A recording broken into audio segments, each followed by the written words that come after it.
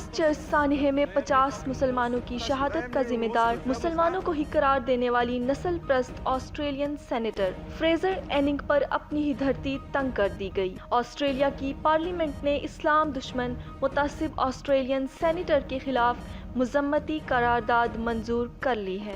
Australia کی parliament نے نسل پرست آسٹریلین سینیٹر فریزر ایننگ کے خلاف مذمتی قرارداد منظور کرتے ہوئے کہا کہ فریزر نے جو کچھ کہا وہ آسٹریلیا کا موقف نہیں ہے۔ خاتون سینیٹر سارا ہینسن نے جذباتی خطاب کرتے ہوئے کہا کہ فریزر جیسے لوگوں کو اس ایوان میں نہیں ہونا چاہیے، اس کی رکنیت معطل کی جائے۔ سارا ہینسن کی تقریر کے دوران فریزر نے مسکرانا شروع کیا تو سارا نے اسے آڑے ہاتھوں لیتے ہوئے کہا کہ میری طرف دیکھ کر دانت نہیں نکالو۔